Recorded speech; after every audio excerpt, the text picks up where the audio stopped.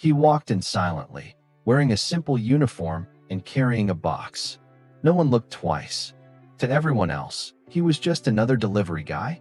But that man was the billionaire who owned it all. And he wasn't there by accident. He was there to see who truly made a difference. What he witnessed that day, in the silence of the hallways, in the overlooked glances, would change the direction of the company and the life of someone who had never been seen. The building was sleek and modern. Glass walls, golden ID badges, hurried footsteps. No one noticed the man in a crumpled shirt and cap, walking through the corridors with a box in his arms. No one suspected that he was Daniel Crawford, founder of the company, billionaire, and now invisible by choice. He wasn't there to be served. He was there to listen, to observe, to feel. And it was there, among paper cups and ringing phones, that he saw her for the first time. A young woman, tired eyes, steady gaze, sweeping the floor near the meeting room. She didn't speak loudly. She didn't draw attention. But there was something in the way she cared for every corner that no one else even noticed. And in that moment, Daniel knew she was the one he needed to watch. Because sometimes true talent doesn't walk in through the front door. It goes unnoticed until someone finally chooses to truly see. The Crawford and Company building stood tall, a symbol of power and efficiency, made of mirrored glass and gray concrete. Executives in expensive suits rushed through the lobby, phones glued to their ears, barely acknowledging those who greeted them. Inside, time felt too expensive to be spent on kindness. But something was different that day. A man in a worn-out cap, basic t-shirt, and paint-stained jeans walked through the revolving door. No one recognized him, and he preferred it that way. Daniel Crawford walked slowly, as if each step was a quiet investigation. For weeks, he'd been wondering if his company was still what he had once dreamed of building. He had stepped back, let managers and metrics take over, and now he was returning as no one. Disguised, embedded, observing. He knew that if he came and dressed like a billionaire, he'd hear what people wanted him to hear. But as a delivery guy, he'd hear the truth. The looks he received were fleeting and suspicious. The receptionist didn't greet him. The security guard didn't even meet his gaze. In the elevator, an executive impatiently pressed the 14th floor button, rolling his eyes when Daniel didn't move fast enough. And that's when he realized it wasn't just routine. It was culture. A culture where those who seemed unimportant were treated as if they had no soul. In the logistics hallway, Daniel leaned quietly against a stack of boxes and observed. That's when he saw Elena for the first time. She was kneeling, gathering scattered papers someone had dropped, and simply walked away from. Her movements were silent, yet intentional, the kind of care people overlook. Daniel didn't know her name yet, but something in her quiet focus made him stop. Elena had worked at the company for 3 years. A janitor. She knew everyone's name, but few knew hers. She organized materials, cleaned rooms before meetings began, and cleared coffee cups once they ended. Most walked past her like she was part of the furniture. But Elena saw everything. She knew who yelled at interns, who pretended to work, and who truly helped. That day, she picked up the papers and left everything tidy before the marketing team arrived. Daniel watched from a distance. When she stood, she wiped her hands on her pants and adjusted her hair, held up by an old pencil. She didn't smile. She didn't sigh. She just moved on. There was dignity in that silence, a quiet strength. And Daniel hadn't seen that in a long time. In the cafeteria, waiting in line with the other regular employees, Daniel overheard mocking laughter from a table in the corner. Can you imagine if the owner ever came to eat here? He'd drop dead from the food, one manager joked, laughing loudly. No one at the table disagreed. It was meant to be funny, but it hit too close to the truth. And Daniel swallowed hard. Was that really how they saw him? Later, passing by Elena in the supply room, Daniel dropped a clipboard on purpose. As always, she bent down to help without complaint. "Thanks, miss," he said, still in character. She offered a small smile, her eyes steady. No one deserves to work in chaos, she said, even if no one's watching. Her words stuck with him. For the next 3 days, Daniel returned undercover. He walked through departments, asked simple questions, observed every interaction. He found efficiency on every floor, but something was missing. Truth, care. Until, once again in the storage area, he saw Elena step in quietly to shield an intern from being humiliated by a supervisor. "He just messed up a form," she said gently. "We've all made mistakes. Here, even me." The supervisor ignored her, but the intern walked away with watery eyes and a little more dignity. From a distance, Daniel felt something shift inside him. She wasn't just a good worker. She was what the company claimed to be, but had forgotten how to embody. He began noticing small gestures she left behind. A note on a locker that read, "Don't forget to breathe today." A cup of coffee left for the night guard. A whispered compliment to a colleague. She was invisible, and yet she held together what little humanity remained there. And no one saw it, except him. In the executive meeting room, Daniel entered as a delivery man. He dropped off a box of papers and heard the head of HR say with disdain, "Just leave it there and go." The man didn't even look up. Daniel obeyed. And again, he felt the weight of what his company had become. Efficiency without empathy. Performance without soul. On the way out, he crossed paths with Elena again. She was carrying a broken flower pot. "Do you need help, ma'am?" he asked, keeping up the act. She looked surprised. "No one ever asks that," she replied with a tired smile. "But thank you. I'll take it." And there, in the quiet hallway, the two of them carried the shattered pieces of something that, though neither of them knew it yet, represented much more than ceramics. That night, Daniel wrote a question in his personal journal. What's worth more, the one who signs the decisions, or the one who nurtures the space that makes them livable? He already knew the answer, and he knew he had to act.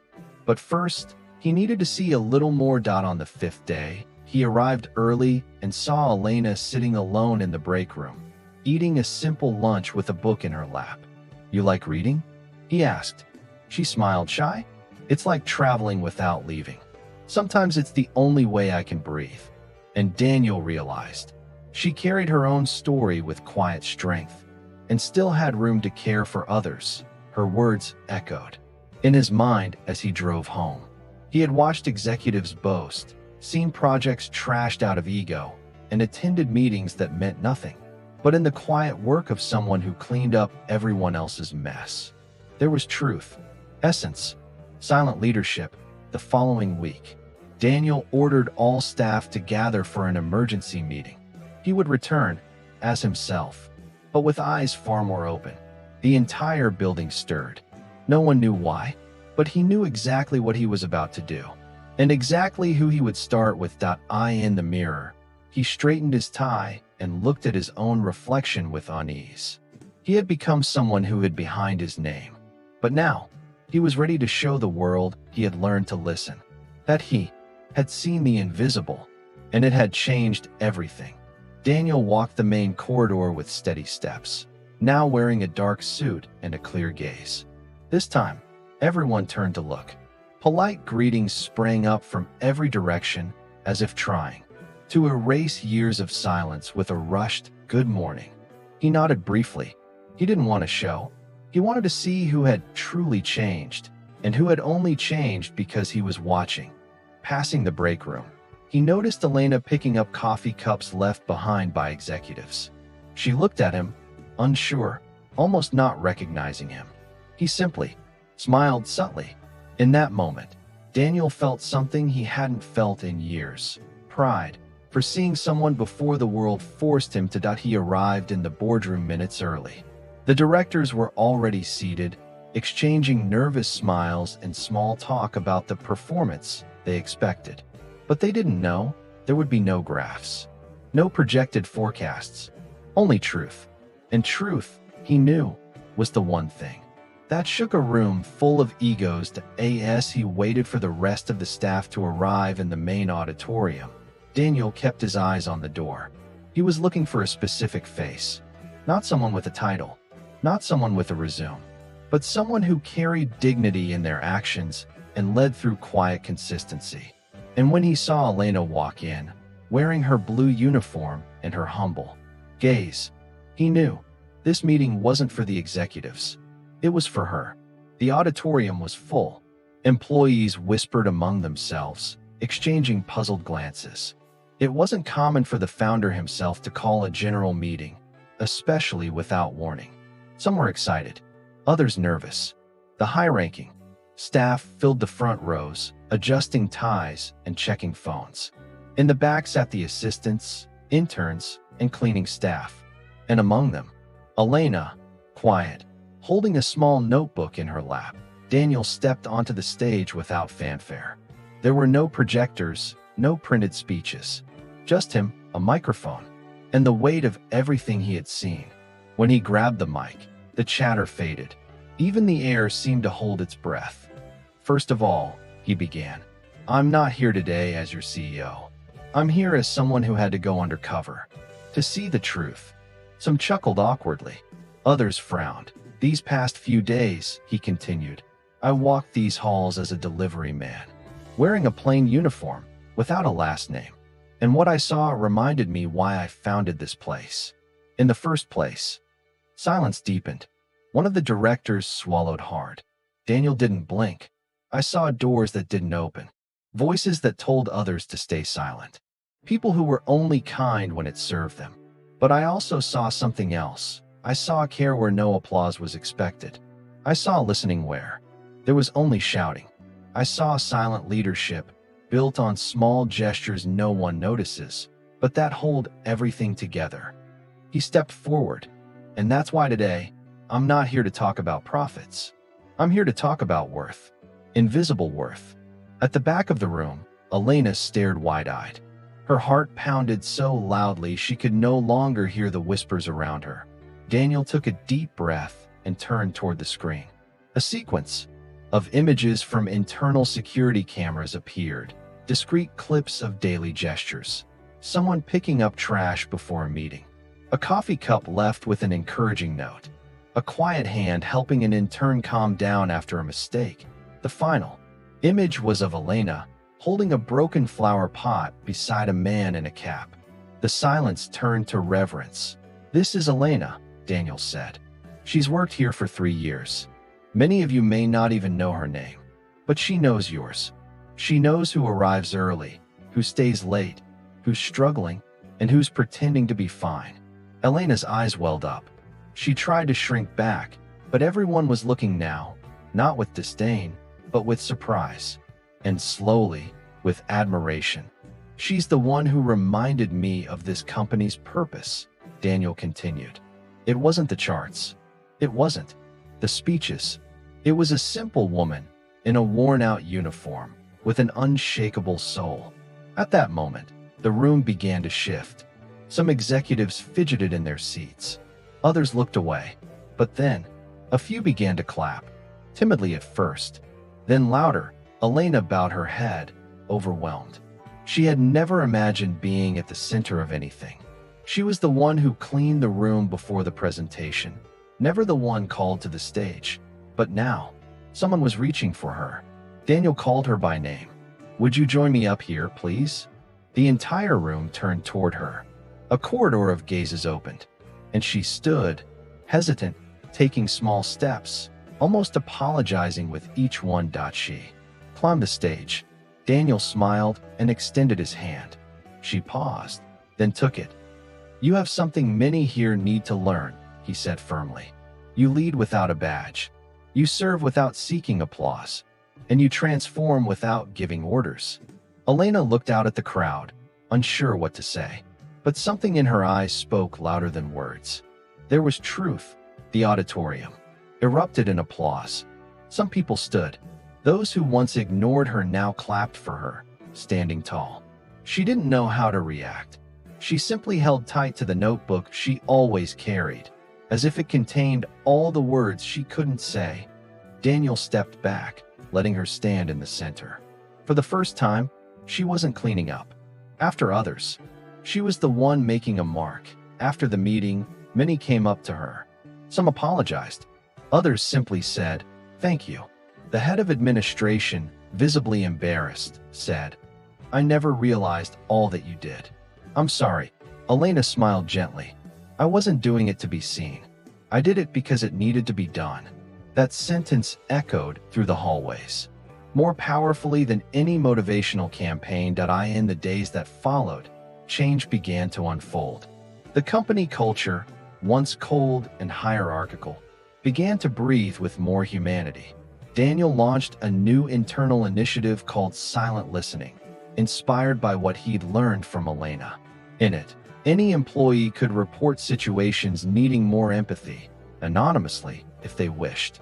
The first suggestions came from departments that had never been heard before. Elena was invited to strategic meetings as an advisor on workplace culture. At first, she declined. "I only know how to do what I've always done," she said. But Daniel insisted, "Exactly, because what you've always done is what we've been missing." And so, she became part of the decision-making, without changing who she was. Without needing high heels or fancy words, some tried to dismiss it. "This won't last," they whispered. But it did. It lasted long enough for other Elenas to emerge. Invisible employees began to be heard. Small actions were recognized. Respect no longer depended on golden badges. What was once a culture of vanity became a culture of presence. Daniel changed too. He showed up more, listened more, walked through the cafeteria unaccompanied, sat with anyone. He learned to see beyond numbers, to feel the atmosphere, to recognize when silence was screaming. "It was the best decision I ever made," he said. "Stepping off the pedestal reminded me that, in the end, we're all delivering something." Elena's name was engraved on one of the company's main rooms, not as a tribute, but as a symbol. On the door, it read, "The Room of Silent Presence," a space where anyone could walk in to talk, suggest, breathe, a place to remember that what is essential is almost always invisible. In her personal life, nothing became luxurious. She still lived in the same neighborhood, still wore the same worn-out shoes. But something had changed: respect, voice, being heard, and for her, that was worth more than money. It was justice. It was a recognition that couldn't be bought, and once earned, could never be taken away. One late afternoon, as she was absent-mindedly cleaning a room, Elena found Daniel standing at the door. "You know you don't have to do that anymore, right?" he said, smiling. She looked down at the rag in her hand and replied, "I know, but this reminds me of who I am." Daniel nodded, eyes full of gratitude. He knew that standing before him was the woman who had saved everything, without ever raising her voice. A few weeks later, the atmosphere in the building had already transformed. "Good morning," became sincere. Eye contact was real, and the silence, once heavy with indifference, was now filled with listening. Small things gained value. A thank you, a compliment, a pause to ask if someone was okay. And it didn't come from corporate policy. It came from Elena, and what she sparked, without even meaning to. Daniel watched these changes quietly, like a gardener letting seeds bloom in their own time. He no longer chased applause, nor headlines about workplace culture. What he wanted was to see the invisible begin to flourish, and he did. Receptionists began suggesting improvements. An IT assistant got promoted after solving a problem no one noticed, and at the heart of it all, Elena remained the same. She still wiped tables with the same care, still left sticky notes with simple phrases, still built bridges between worlds that once never crossed. But now, she was no longer alone. Other voices joined hers. Other hands followed her lead. What was once a quiet gesture became a movement. In an internal team meeting, Daniel heard something that made him smile. A manager said, "I'm not sure what changed, but it feels like we can finally breathe around here." and he knew exactly what had changed for the first time in a long while. Someone who had never been seen was finally seen, and with that, the entire company learned, true, value doesn't make noise, but it makes all the difference. What began as a simple meeting became a seed, and seeds, when they find fertile soil, grow, even in silence. The company's culture began to shift in small gestures. Doors that once slammed shut now stayed slightly open. Managers who only knew how to give orders started asking, "What do you think?" And for the first time in a long time, people were answering truthfully. The silent listening project spread like an invisible current. No mandates, no colorful posters, just safe spaces to speak about what hurt and what needed healing. Stories surfaced of quiet humiliations never mentioned, of people who nearly gave up because they didn't feel seen. But more than that, ideas began to appear from those who had never been asked before. Elena took part in the sessions quietly. She never made herself the center, just a dedicated listener. One afternoon, a cleaning staff member shared that she often cried in the restroom during breaks. "It's not the work," she said. "It's how people look at me, like I'm not even here." Elena held her hand and replied, "I know exactly how that feels. But you are here, and that matters." Word spread to other branches. Soon, other offices began adopting the listening model. At one, a delivery driver suggested a new route that saved hours in transport. At another, a cafeteria worker designed a food reuse system that became a benchmark. Daniel followed it all with quiet pride. He knew the credit wasn't his. It belonged to the listening he had almost forgotten how to do. One morning, a new hire was introduced to Elena, young, shy, eyes downcast. "I heard you changed everything around here," she said. Elena smiled gently and answered, "I didn't change anything alone. I just did what was within my hands." And that was the truth. She hadn't made speeches, hadn't crafted strategies. She had simply acted with sincerity, and sincerity has a way of spreading without being forced. Slowly, the rigid hierarchy softened. The badges still differed, but the tone of voice didn't. Respect stopped depending on job titles. Time was shared more humanely. Coffee breaks turned into real conversations, and meetings, once cold and formal, began to make space for stories. Not just slides. Daniel began walking the halls unannounced. One day, he entered the break room and overheard two employees saying, "Now it feels like we're seen.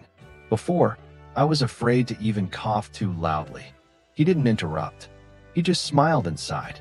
That was more valuable than any return on investment. Because it wasn't just business. It was life. People finally breathing better. In the silent presence room, employees left handwritten notes on a makeshift board. "Thank you for listening to me. Today I was seen. I thought about quitting, but you gave me courage." Elena read each one. She saved a few in her notebook, not as trophies, but as reminders. Reminders that the invisible, once acknowledged, doesn't need spotlight to shine. An internal campaign was launched. Who inspires you here? Names poured in, many unknown to upper management. The file room assistant who always helped without asking. The intern who welcomed every new hire. The night guard who left chocolates at the reception desk. People who never appeared in official photos, but were present in every quiet victory. Elena was nominated by more than 100 people. She tried to deflect, said she didn't do it for recognition.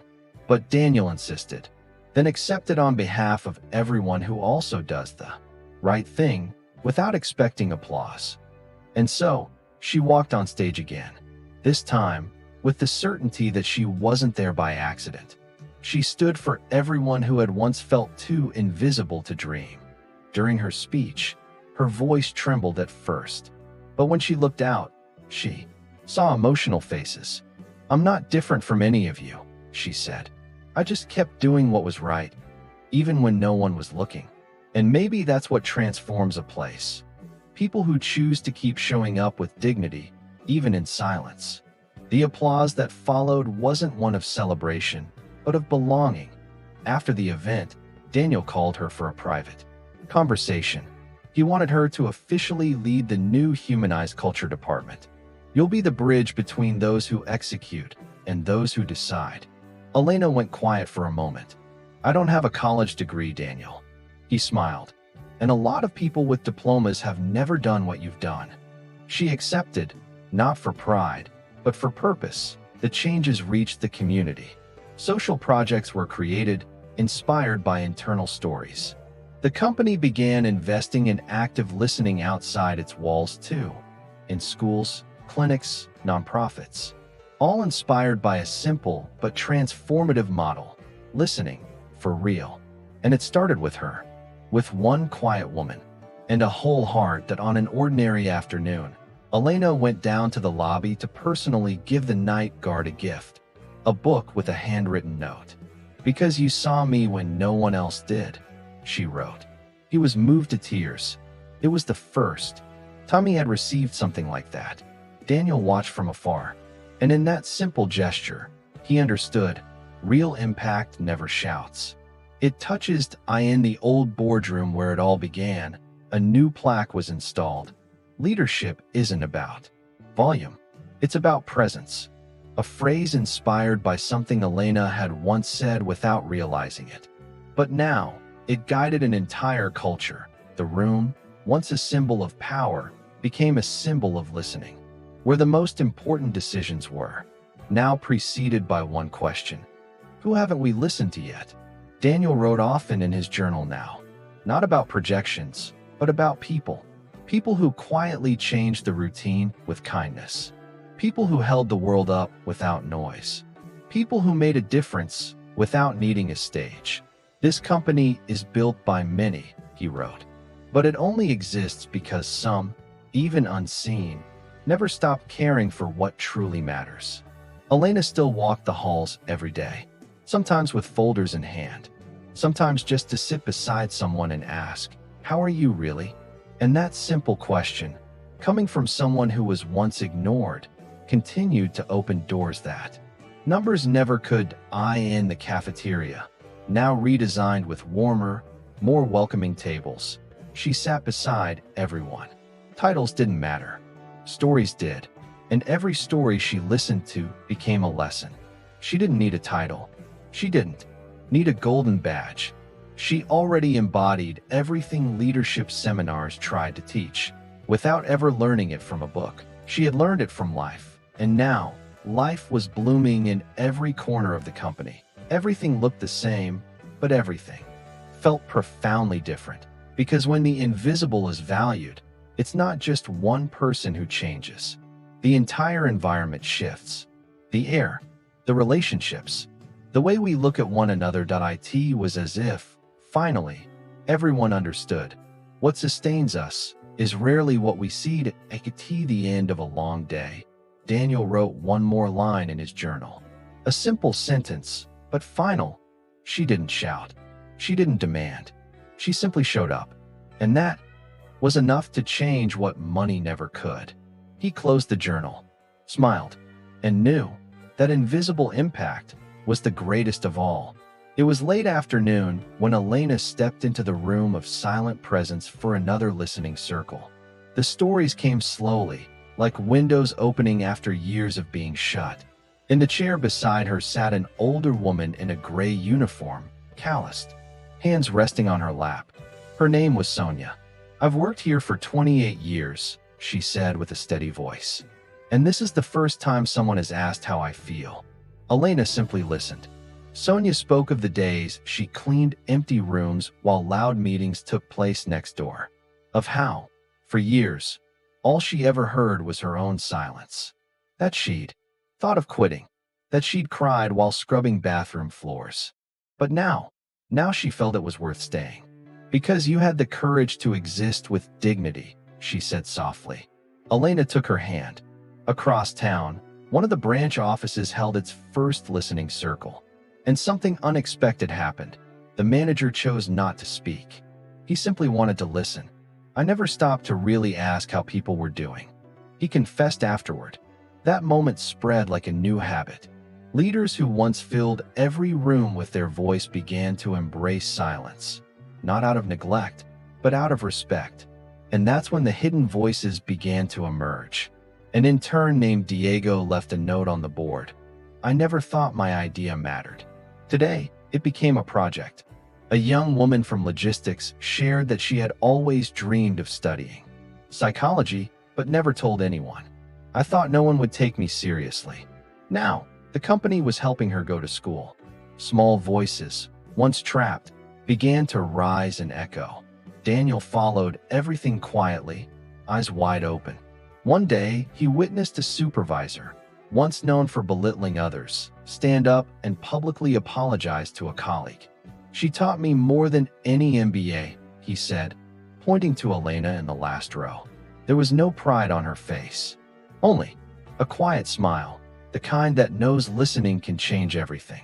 The company launched a program called Stories That Sustain, where employees could share their personal journeys.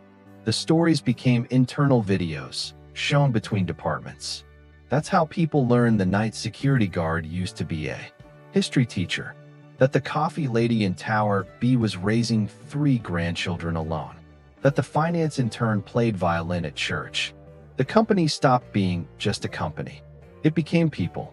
In the humanized culture room, Elena built a small library with donated books. In the corner, a framed quote read, "Everyone carries a story, but not everyone has a place to tell it." One day, Daniel walked past and saw 2 people reading together in silence. He felt a lump in his throat, because finally here was a space where the invisible could breathe without fear. Elena also began visiting smaller branches, not to give orders, but to listen. In one visit, a woman shared, "I'm the only woman here. No one ever listened to me. Now they invite me to everything." With tears in her eyes, she thanked her. Elena hugged her back. "Sometimes all we need is for someone to call us by name, right?" And she knew exactly what that meant. An 8-year-old child wrote a letter to her mom, a cleaning worker. "Mom, I'm happy they call you Miss Anna now, and not just the broom lady." The letter was sent to the company and framed in the main lobby. Everyone who passed by stopped, read, and for a moment, felt. Because no people policy works without real people. And that's what Elena had brought back. Daniel, once seen as a distant CEO, began to be approached by employees who just wanted to talk. One of them said, "You seem more human now." He smiled, unsure how to respond. But he knew why. Elena had taught him to take off the armor of the position and wear the humility of listening. Not to reply, but to hold space. The company grew that year. Financially, too. But that's not what made headlines. What drew attention was the cultural transformation. Articles were published. Talks were requested. But Daniel and Elena declined the spotlight. "We're not here to become a model. We're here to become human," she said once. And that spoke louder than any stage. In the newly redesigned meeting room, now with bigger windows and equal chairs for all, an assembly was held for collective suggestions. Among the proposals was an idea for an on-site daycare. So no one has to choose between working and caring, someone wrote anonymously. The proposal was approved unanimously, because now, the collective made sense. On an ordinary afternoon, Elena sat in the company garden with a group of new hires. They asked how she had become a board advisor. She laughed. "I was the one who cleaned the stage at the first event that changed everything." And they were moved, because sitting before them was living proof that no one is too small to be the difference. Daniel now kept a framed quote on his desk. "Listening is when we give someone the right to exist fully without needing to shout." He said it was the greatest lesson he'd learned in all his years of leadership. And every time he felt lost, he'd read it again and return to who he became during those days in disguise. Elena began receiving invitations to speak at other companies. She turned most of them down. She preferred being present where she could look people in the eyes. When she did accept, she always said the same thing. "I didn't come here to teach anything. I just want to remind you of what you already know, but maybe forgot. Every human being needs to be seen, even when they say nothing. An internal support network was formed for employees going through hard times. They called it the listening circle, and the main rule was, no one interrupts. Stories flowed like a quiet avalanche of pain, loss, hope. And in the center of every circle, Elena was always the last to speak. Because before anything else, she listened. One evening, coming home, Elena found a note taped to her door. You don't know me, but I was one of the people who used to laugh at you in the elevator. Today, I'm one of the ones who admire you in silence. Thank you for not giving up. She cried, not out of pain, but from something rare, silent recognition. The kind that isn't announced, but never fades. At the end of the year, the company party was different. No stage, no seating chart based on rank. Everyone together. A colleague sang a song she wrote about the transformation. I was a trapped voice at the back of the room. Now I'm a song that echoes through the soul. When she finished, everyone clapped and cried, because it wasn't just a company that had changed. It was entire lives, finally finding room to breathe. Daniel and Elena walked through the garden at the end of the night. Did you know all this would happen? He asked. No, she said. I just knew I had to do what was right, even if no one was watching. And he nodded, because now everyone was watching. But the most beautiful part was, she hadn't changed. There, under the soft glow of the garden lights and the scent of damp earth, they both understood. Some transformations don't need spotlights. They just need truth and presence, and someone who, one day, had the courage to remain exactly who they were even when no one was listening. The following week, a new group of interns arrived. They were welcomed with something unheard of, a storytelling circle with veteran employees. Elena was there, sitting next to Sonia, the veteran who once had never been heard. Each person shared their story. No slides, no data, just life. And at the end, one intern said, I thought I came here to learn spreadsheets, but I think I'll leave here having learned about people. Everyone smiled, because that was exactly it. From a distance, Daniel watched and felt something deep had taken root. The company had become more than a workplace. It was now a space where people could exist fully, without masks, without fear, where the invisible had a name, a face, and value. He looked at Elena, laughing at a joke from one of the security guards. And he knew the legacy wasn't in the buildings he'd built, but in the listening he had relearned. And that was just the beginning. The end of the year arrived with a different feeling in the air.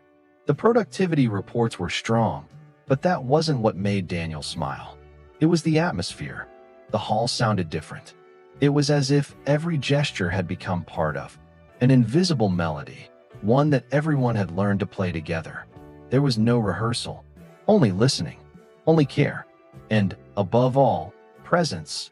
Elena walked through the departments as she always had, but now with the lightness of someone who knew she had left roots behind. The thank you notes kept coming, in handwritten messages, quiet hugs, emotional glances. An HR employee wrote, You taught me how to lead without giving orders. A young man in marketing said, You listened to me when all I wanted was to give up. She read each sentence as if they were seeds, and smiled. Daniel invited Elena to a lunch with representatives from other companies. They wanted to hear what she had done. She laughed and replied, I just stayed. But he knew it was more than that. It was how she stayed, with presence, with listening, with dignity, even on the days when everything tried to push her back into invisibility. And that was exactly what had transformed the place to the event. Someone asked what strategy she had used.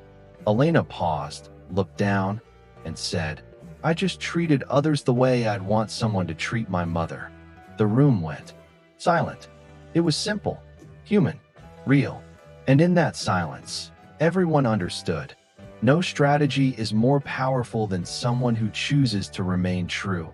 Even when no one is watching, that Elena's legacy began to extend beyond the company's walls. Schools invited the Silent Presence team for talks. Local communities began forming listening circles. Even hospitals and public offices reached out to implement the model. What started with one woman and an old notebook had now become a movement. But the most beautiful part? She continued acting like it was never about her. Daniel began writing less about numbers and more about people. He created a journal to document stories of transformation. One entry told of a janitor who unknowingly prevented a fire by unplugging a forgotten machine. No one had thanked him until the culture of listening gave his story a voice. How many silent heroes pass us by every day? Daniel wrote. And how many do we have the courage to truly see? The company launched a yearly campaign called Invisible Voices, where forgotten stories were brought into the light. A botched delivery, a kind word in the cafeteria, an ear on a difficult day, every moment counted.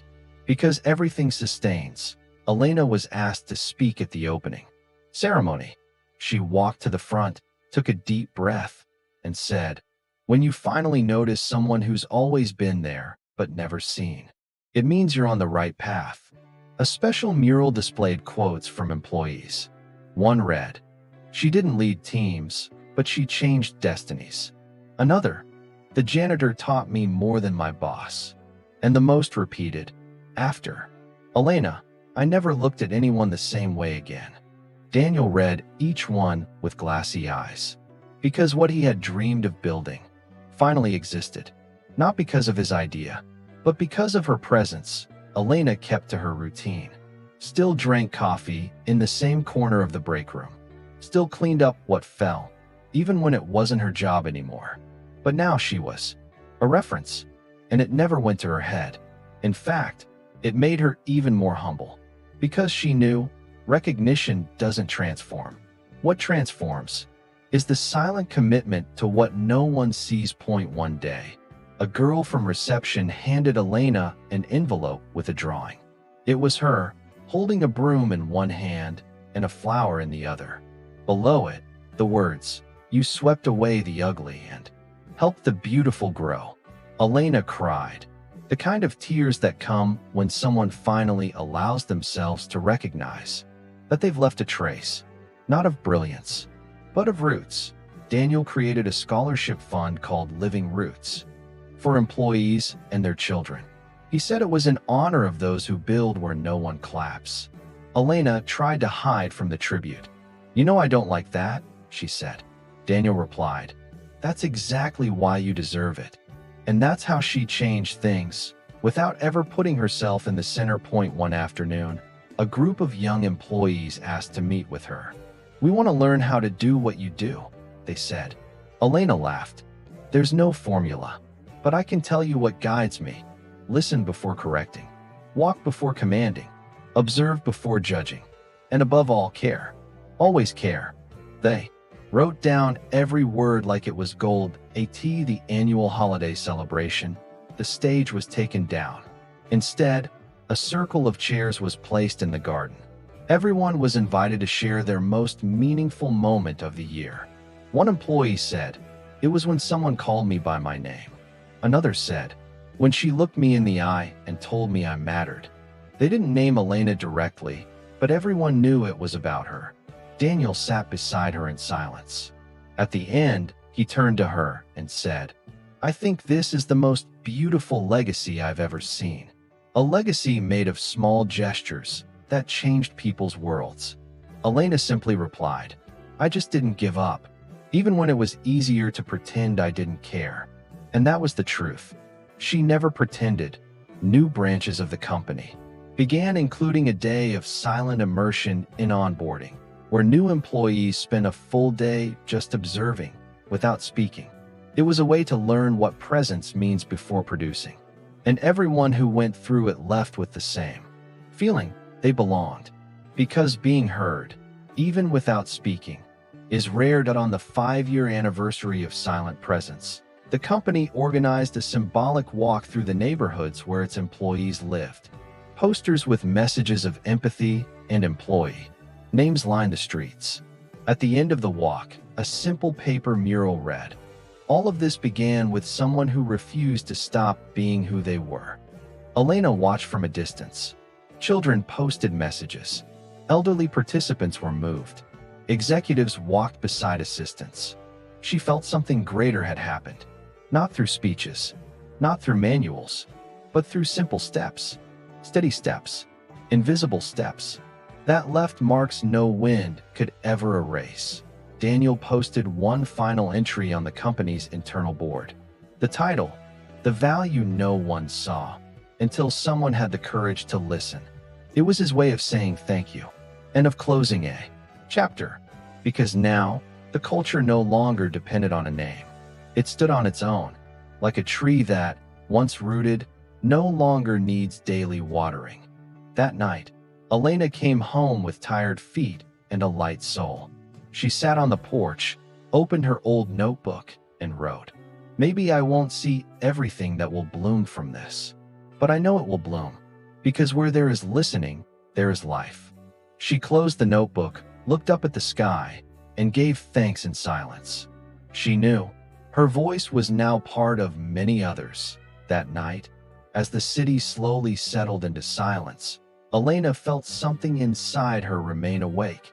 Not restlessness, not anxiety, but a kind of peace that only comes when you know. You planted something that will grow even if your eyes aren't there to see. I in the dark of her room, holding the notebook in her lap. She smiled without realizing it. It was a different kind of smile, the smile of someone who had been invisible for so long, and now knew that, even in silence, she had become permanence. The next morning, when she arrived at the company, Elena saw something she had never expected. At the main entrance, a line of people stood holding simple flowers and handmade cards. There was no special occasion, no scheduled event. They were employees, new and old, and their families, all there to say thank you. Not for her position, not for the structure, but for something you don't learn in manuals: the courage to remain kind when the world asked for indifference. And there, before a single word was spoken, she understood. The silence she had cultivated was now speaking. For her, the news arrived like someone who doesn't knock. A small local newspaper had published a story about an ordinary woman, one with no titles or fame, who had transformed one of the country's largest companies simply through listening and presence. The article went viral within hours, first among HR professionals, then among educators, and soon across the entire country. The leader no one saw until the world stopped to look. The headline read, "Elena only found out." When she arrived at work and was greeted by applause in the lobby, she thought it was an internal event. But when she saw her name on websites, social media, and national papers, she froze.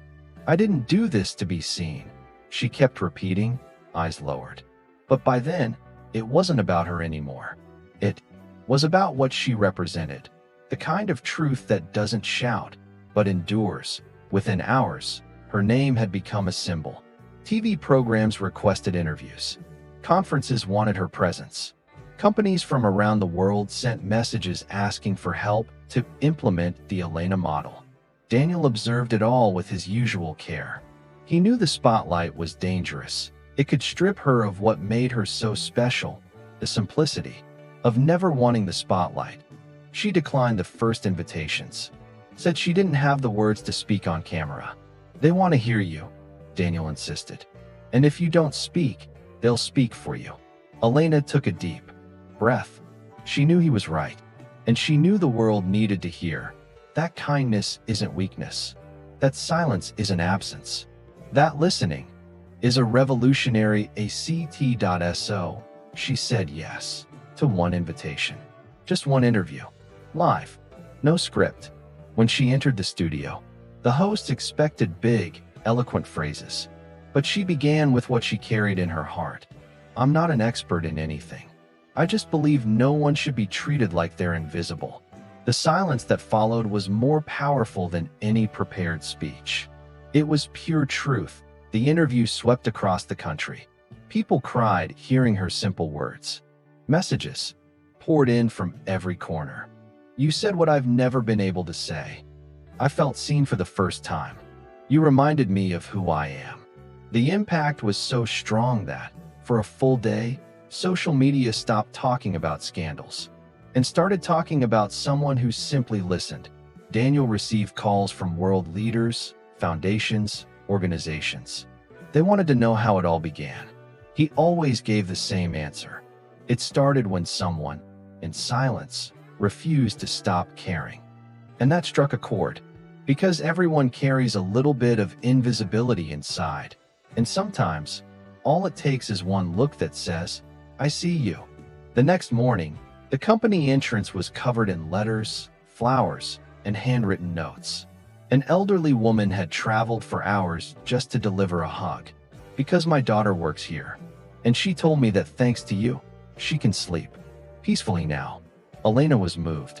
She wasn't used to so much light, but she understood that light was only the reflection of the seed she chose to plant. In silence, the media dubbed it the listening culture. Experts tried to decode how a simple employee had driven such transformation. But those close to her already knew.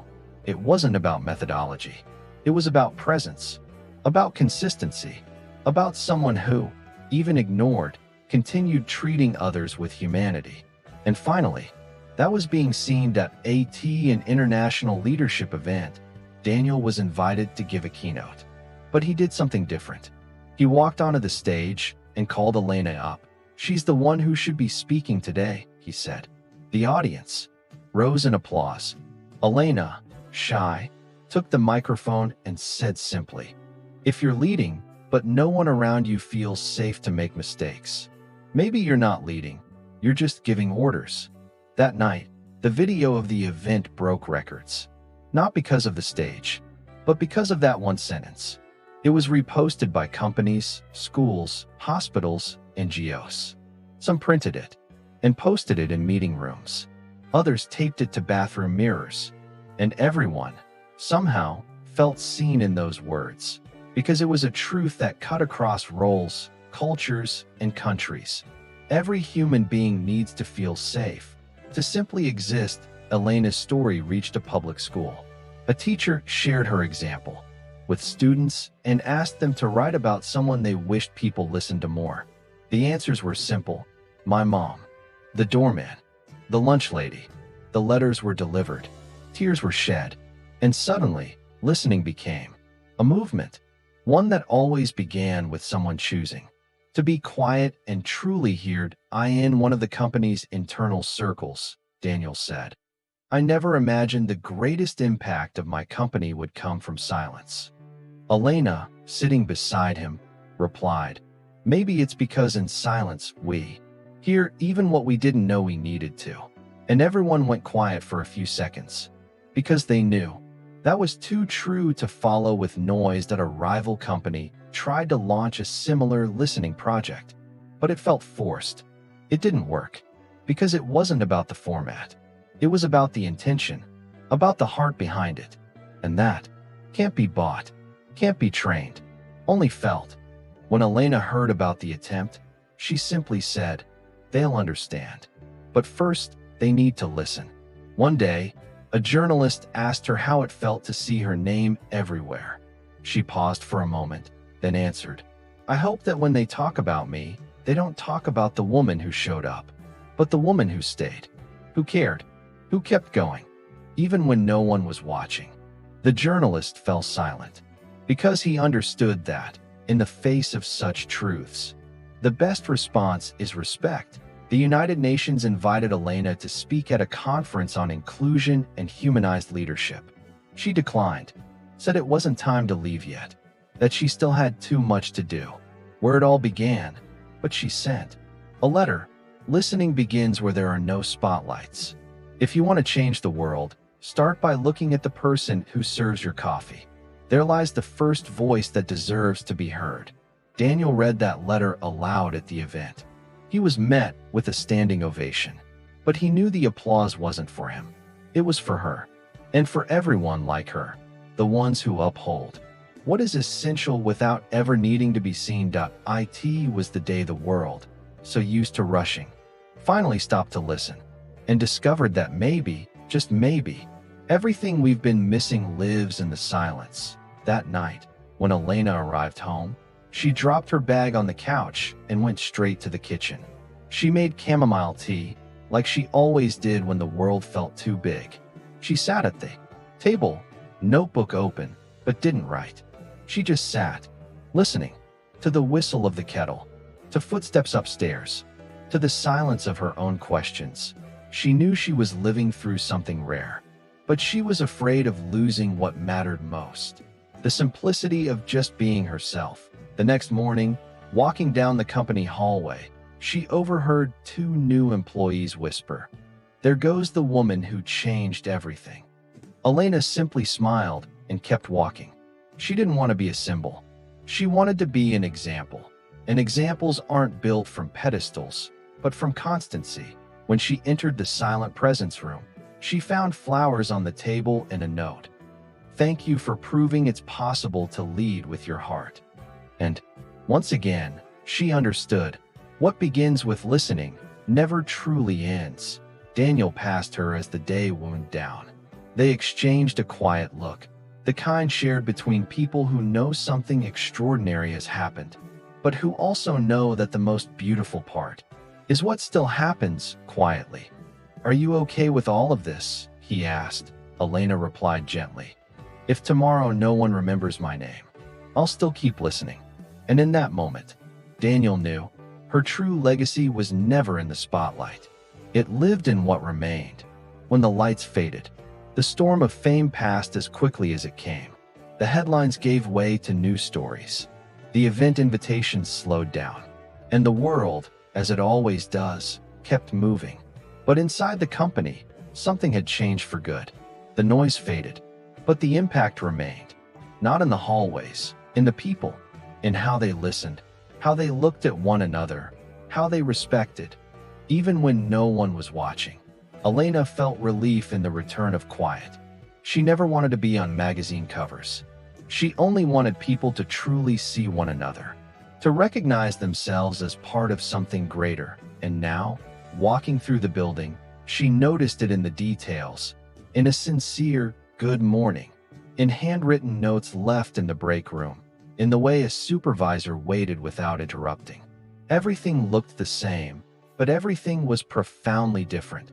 The room of silent presence remained full, but now with stories in motion. People who once said nothing now spoke. People who once spoke over others now listened. The message board was updated weekly, without being asked. It was as if the space had come alive on its own, as if the spirit of listening no longer needed Elena to keep it going. It had become part of the place. In a meeting with executives, Daniel made a simple request: that each leader spend one day a month working alongside the operational teams, to remember where everything begins. He said. Some frowned, but they agreed. And after just one day, most returned with new eyes. A finance director said, "I learned more about this company in 8 hours than I did in 2 years of reports." Elena, despite her new role, never let go of her old habits. She still cleaned her own desk, still brought flowers to the lunchroom, still sat beside the quietest people in meetings. Someone once asked her why she did that. She replied, "Because if I stop being who I've always been, none of this will make sense." And that sentence became a company mantra. The Living Roots program kept growing. Children of employees were entering college. Some even returned to intern at the very company where their parents worked. One young man, the son of a janitor, stood at the front of a presentation and said, "I'm here because my mother was heard." The room was moved, and Elena simply smiled, her eyes filled with tears. One ordinary afternoon, she found a young woman crying in the hallway. She was new, from another state, and had been ignored in her first meeting. Elena sat beside her. She didn't ask where she was from or what she could do. She just asked, "Would you like some tea?" And in that moment, the young woman cried even harder, because she realized someone genuinely cared. At the end of the day, that same young woman left a note on Elena's desk. "Today I decided To stay. Thank you for seeing me. That's when Elena realized that even without her name in headlines, she was still doing what she always had. Caring. Sustaining. Softening noise with presence. She didn't need the world to remember her. She just needed the world to remember the importance of seeing one another. Daniel invited her to speak to the new class of interns. At the end, he asked her to leave them with a message. Elena hesitated, then said, "You'll work with spreadsheets, goals, deadlines. But what will sustain you on the hardest days is how you treat the people around you. Because when everything else fails, all that remains is who stayed. And the ones who stay are usually the ones who listened." The room fell silent. A good silence. Full. Real. The interns stood one by one to thank her. Some were already crying. It wasn't dramatic, it was recognition. Because deep down, everyone carries a piece of silence that longs to be heard. And in that moment, each of them felt allowed to exist fully. To the company's anniversary, Daniel planned a different kind of tribute. Not for top performers, but for invisible gestures. He handed out handwritten cards to people who had never been called to the stage. The cafeteria worker, the doorman, the maintenance tech, each one called by name. One by one. And the emotion in the audience was visible. Because for the first time, everyone understood that, too, was victory. Elena watched from the back of the room. She didn't want applause. She just wanted to see what she had planted continue to grow. And it was as if the culture of listening had roots so deep that no one could uproot it anymore. Daniel looked at her during his speech and said, "None of this would have happened if you hadn't stayed." She nodded silently. She knew it was true, but she no longer needed to prove anything. One late afternoon, sitting alone in the break room, she wrote in her notebook, "Now I can rest, knowing that what I built continues even without me." It was the first time she thought of slowing down, not from exhaustion, but from trust. She knew she had trained other eyes, had awakened other voices, and that was what mattered most. In the year's final listening circle, Elena chose to speak on her own. Each of us carries something invisible inside, a pain, a fear, a hope. May we never again have to shout just to be heard. Everyone applauded, not because it was her, but because it felt like the voice of everyone in the room. The new coordinator of Silent Presence was a young woman Elena had mentored from the beginning. Shy, observant, kind. When she was offered the position, she hesitated. "But I'm not like you," she said. Elena smiled. "Good. You're like you.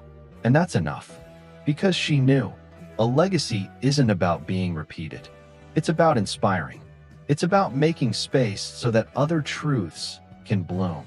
Daniel, now quieter than ever, became involved in community projects.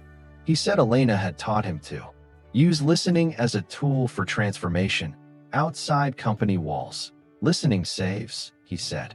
"Sometimes it's the only thing keeping someone from giving up." That belief became a foundation. To listen is to stay was its name. And every initiative began with the same principle. No one is born to be ignored. Elena remained present, but lighter. She was a consultant, but also the quiet caretaker of the culture she had created. Instead of speeches, she left notes. Instead of memos, she left flowers. That's how she knew to lead. And now, hundreds did the same. The culture no longer had a face. It had a way, a feeling, a way of existing. And that was stronger than any titled the end of that cycle. Elena received an unexpected gift, a new notebook with a hand-lettered cover signed by dozens of employees. "Here are the words you taught us," without saying them. Inside, blank pages. She smiled, because she knew there was still more to come. But now, she didn't need to carry it alone. The world kept spinning. The headlines changed.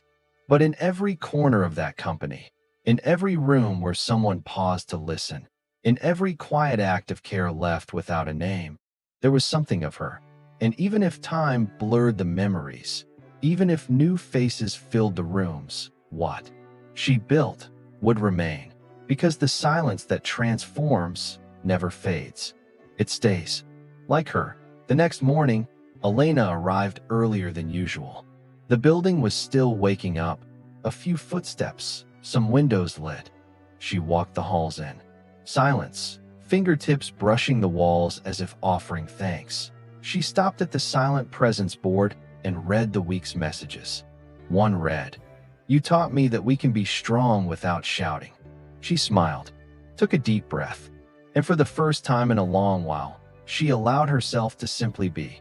Later, as she crossed paths with Daniel at the exit, he looked at her for a few seconds before saying, "You know you built something eternal, don't you?" Elena thought, lowered her eyes, and replied, "I don't know if it's eternal, but I know it was real." And in that sentence was everything, because it was never about how long it would last. It was about the truth she left behind, and truth, when lived with presence, doesn't need an audience. It only needs space. And that space she created. The last day of the year arrived with a gray sky and a gentle breeze. The company moved at a farewell pace. Some were heading out for the holidays. Others were wrapping up reports. But on the quietest floor, something different was happening. The silent presence room had been transformed into a space of gratitude, an exhibition of photos, letters, and small objects that had marked the past few years. At the center of the room, an empty chair, and on it, Elena's notebook. She had left a note.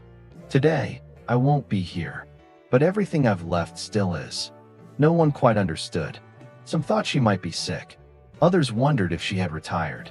But no, Elena had simply chosen silence as her form of presence that day. She wanted everyone to feel what she had always felt.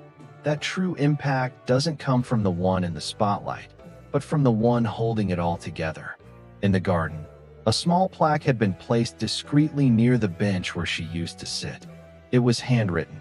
"Here sat someone who listened with her heart. If you need silence, sit here too." Throughout the day, many stopped by. Some sat. Others just touched the bench. It felt like visiting a sacred place without an altar, where what's honored is presence itself. Elena spent the day at home, tending to her plants, rereading old pages from her notebook, smiling at memories that no longer needed to be explained. She knew that chapter was coming to a close, but she also knew nothing she had built would be lost, because everything built with truth finds shelter in time. It may be forgotten by the world, but never by the people who were truly touched. That evening, Daniel walked into the meeting room and asked everyone to sit in a circle. There was no agenda, no targets, just an envelope in his hands. He read aloud a letter he had written. If today everything went silent, if all the lights went out, and all that remained was what we felt, what would be left? The answer is simple. What was lived with listening, with care, with truth. And that was the gift she gave us. The new coordinator of Silent Presence cried softly. Then she stood and said, "Elena taught me that we can transform without shouting. And when everything feels like it's falling apart, we just need to keep being who we are." The group applauded, not loudly, but deeply. It felt like a goodbye to something that, at the same time, would never truly leave. Later that night, the last few people at the company walked to the porch where Elena used to have her tea. There were 2 teacups there, as always. One had a note, for those who stayed, for those who listened, for those who will continue. Daniel stood in silence for a while, then smiled. It was just like her, never dramatic, always symbolic, and deeply real. At home, Elena looked out at the city through her windows. The lights blinked like promises of new beginnings. But she wasn't thinking of starting over. She was thinking of what remained, of everything that had stayed, of each person who now walked differently because of a simple gesture. She knew she couldn't measure it, but she could feel it. And she did, like someone holding a beautiful secret that no longer needs to be proven. The days went on. The hallways returned to their usual rhythm. Meetings resumed. Deadlines returned. But something stayed. The way people listened, the way they looked at one another. Even silence felt different now. It was filled. It was respected because everyone there knew. Someone had taught them to value what makes no noise. Elena kept working, but at a different pace. She guided, observed, wrote. Sometimes she sat in silence for hours, simply watching life unfold around her. She no longer placed herself at the center, and she didn't need to, because now many were doing what once only she had done. And that made her smile. A smile of someone who knows her mission no longer needs a stage. At a welcome event for new employees, someone asked, "Does she still work here?" The answer came naturally.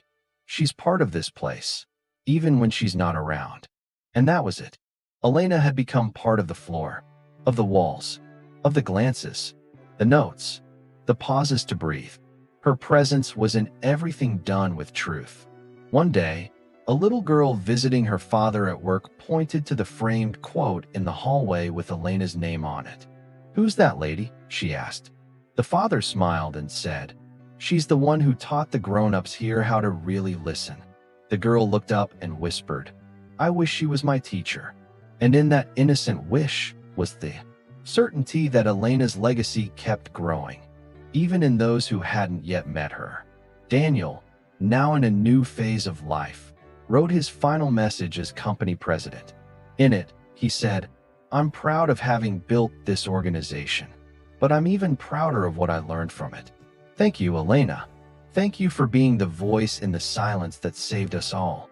The message was shared with the entire company, and no one read it without feeling something stir inside.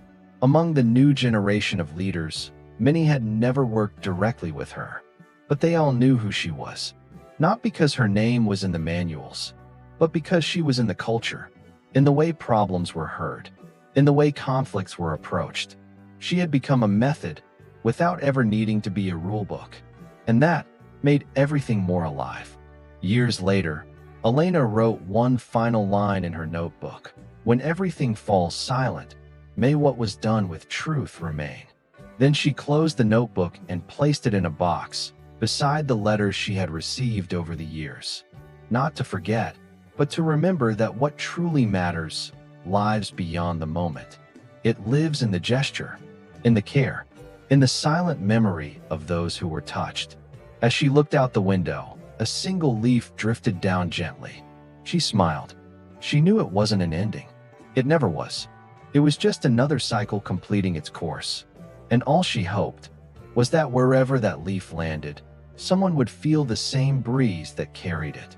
Because what is done with love always carries a wind of permanence.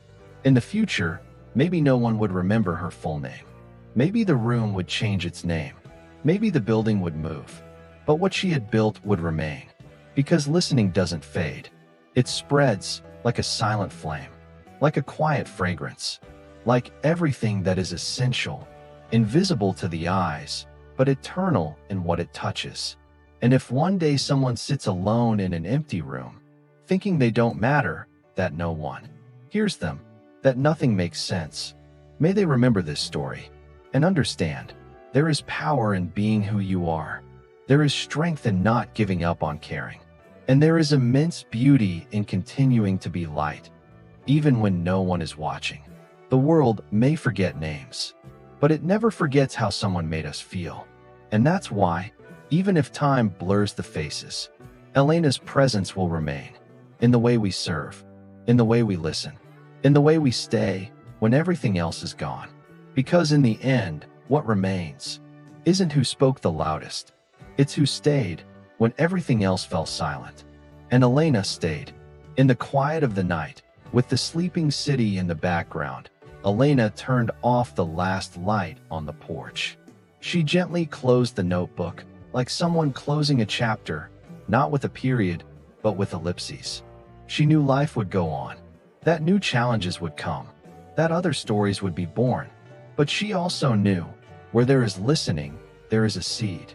And where there is a seed, time knows how to bloom. And so, in silence, she remained, like the roots that hold up even the most invisible trees. In the company, in the community, in the hearts of those who crossed her path, something stayed alive. There were no monuments, no statues, but there was presence. and presence cannot be measured. It just is and transforms. Because in the end, what changes the world is not the one who shines the brightest, but the one who chooses to stay, even when no one is watching. If this story touched your heart, comment below. I choose to stay.